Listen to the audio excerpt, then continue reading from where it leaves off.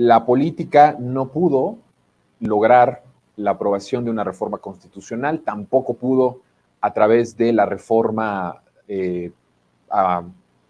una reforma mucho más light de lo que se había propuesto originalmente en el plan A de la reforma al Instituto Nacional Electoral. También se desecha el plan B. Los esfuerzos de la transformación desde el Poder Ejecutivo, pues han sido, por decirlo así, acotados, derrotados.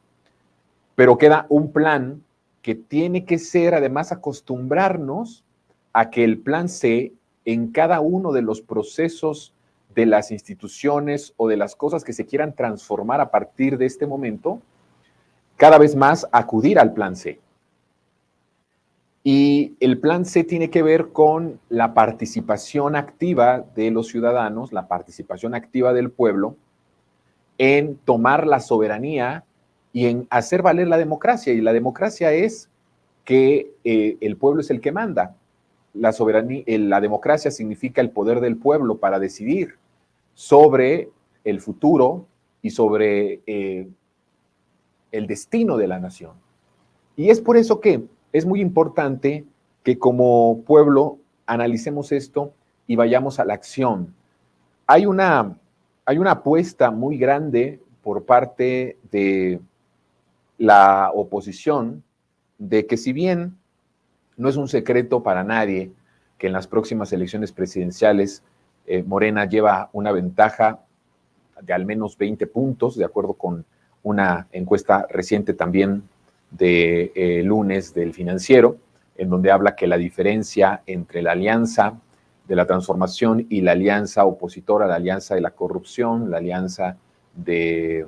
los privilegios, la alianza del narco, del crimen organizado, esa alianza va 20 puntos abajo. Si bien no hay como que gran, digamos, sorpresa en esas cifras, y que la propia oposición ha asumido que no les va a dar para ganar la presidencia,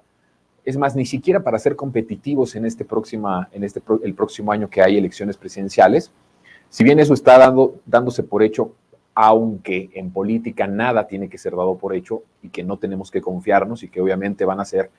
todo lo posible para descarrilar y para que de alguna forma, y ya lo había dicho yo en este espacio, la transformación, los partidos que representan a la transformación lleguen lo más limitados, porque vuelvo a decir, no es lo mismo ganar por 30 puntos, como el caso de López Obrador en 2018, que ganar por 10 o ganar por menos de 10 puntos. El margen de operación, el margen de legitimidad, el margen de respaldo popular se va acotando, y esto hace obviamente que no se pueda llevar a cabo la siguiente etapa de la transformación. De tal forma que, aunque no damos por hecho y tampoco nos tenemos que confiar de que tenemos la presidencia ganada en 2024, porque en realidad pues no se gana hasta que no haya la votación contundente y no estén las cifras que apuntalen a que vamos a ganar esa presidencia, y eso no será hasta junio de 2024. Si bien eso hay que tomarlo con mucha, digamos, con mucha prudencia, lo que sí están apostando la oposición, los poderes fácticos y la oligarquía, es en que el Congreso sí sea un lugar de disputa y que ahí quede muy debilitado Morena y sus aliados para llevar a cabo cambios constitucionales y para llevar a cabo las reformas que hoy mismo el presidente lo delineaba el martes, lo decía muy concretamente cuáles iban a ser las siguientes tareas, las siguientes reformas que iba a mandar meses antes de que termine su mandato, y entre ellas tenía que ver con la renovación de la Suprema Corte de Justicia, y que esta renovación y que el escoger a estos ministros vaya a través del voto popular, ¿no? Que ya se había esto propuesto en la reforma electoral para los magistrados del tribunal, y que ahora se lleva a una cuestión más radical, que, ojo, la palabra radical quiere decir fondo, raíz, no quiere decir, porque además también la derecha nos ha querido decir que estas palabras, como nuestro propio programa, ¿verdad?, que es resentidos, ocuparlo de forma negativa. De la misma forma, la palabra radical a través de estas narrativas y esta propaganda de la derecha en los medios de comunicación, Se ha querido decir que lo radical es peligroso, que lo radical es violento, que lo radical es malo. Y de ninguna forma, cuando hablamos de radical, cuando hablamos de que se radicaliza la propuesta de que ahora también los ministros de la Suprema Corte sean escogidos a través del voto popular, y hablamos de un proceso de radicalizar esta propuesta, estamos hablando de ir a la raíz para de ahí transformar la realidad. No nos debe de asustar ni tenemos que tenerle miedo a esa palabra. Y sin embargo, lo que pasa es que con todo esto que el presidente ha anunciado y con la intención de la derecha de limitar la operación política desde las propuestas de la presidenta o del presidente próximos, y que vayan estos en función de algunas propuestas radicales, con algunas propuestas que vayan a la raíz para transformar la realidad del país, lo que ellos apuestan es ir bateando desde el legislativo. Ya tienen un aliado que es la Suprema Corte de Justicia. Por eso, una de las reformas que el presidente quiere mandar antes de terminar su sexenio es una reforma profunda a la Suprema Corte de Justicia. Ya hay ahí una alianza de la Suprema Corte que juega a favor abiertamente del retroceso, a favor de la derecha, a favor de todo lo que significa el régimen de corrupción y de privilegios. Ya hay un aliado abierto de la derecha en la Suprema Corte de Justicia. ¿Qué es lo que sigue ahora? Pues limitar desde el poder legislativo y batear todas las reformas, todas las propuestas que el presidente haga en los últimos meses de su sexenio y lo que ya vaya a hacer a partir de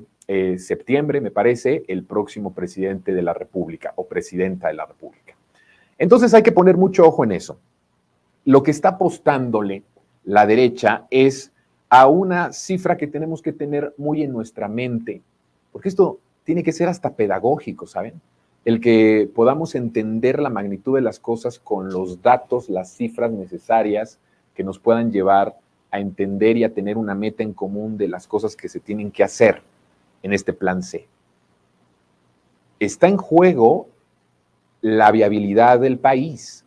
el que México siga siendo independiente como lo ha sido a partir de 2018, que siga siendo soberano como lo ha sido a partir de 2018, que siga siendo una nación libre como lo empezó a hacer a partir de 2018, y que sea una nación democrática como lo empezó a hacer a partir de 2018, no por las instituciones, sino por el pueblo organizado, concientizado, politizado y organizado. Y entonces el reto es que en nuestras manos, por eso digo, solo el pueblo puede salvar al pueblo, en nuestras manos va a recaer la responsabilidad de la continuidad de la transformación. Si nosotros solamente nos enfocamos en la presidencia, que es muy importante, desde luego, es muy importante, y dejamos atrás la parte del Congreso, entonces vamos a dejar sin manos y sin pies al nuevo gobierno de la transformación, de la continuidad de la transformación, que iniciará su mandato en septiembre de 2024. No valdría de nada el tener a una presidenta o a un presidente que esté acorde al proyecto de nación de la transformación si nosotros como ciudadanos y como pueblo no les damos el Congreso.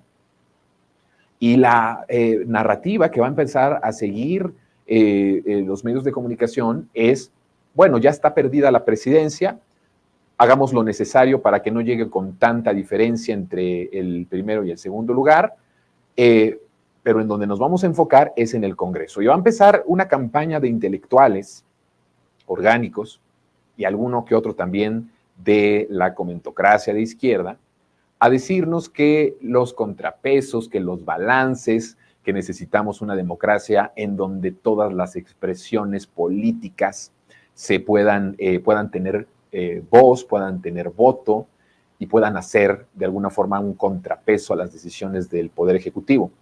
sin entender que el Poder Ejecutivo es el deseo mayoritario de la población. En el caso de López Obrador, el haber votado por López Obrador y lo que López Obrador representaba y por lo tanto lo que iba a proponer, porque todo lo que ha propuesto viene dentro del proyecto alternativo de nación, sin entender esta oposición, que López Obrador es la representación del pueblo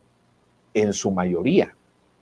De tal forma que en esta etapa de 2024 lo que vamos a ir viendo es en las campañas cómo van a tratar de querer decirnos, bueno, ya tienen la presidencia, no necesariamente tienen que votar todo por Morena. Denle un voto, que ya se ha hecho esto, ¿no? Un voto, y se trató de dividir el voto incluso en 2018, no sé si se acuerdan ustedes, que decían, bueno, si quieres votar por López Obrador a la presidencia, pero dale un voto al PAN, o a Movimiento Ciudadano o a cualquier otro partido en el Congreso. Esa es la trampa, el Congreso.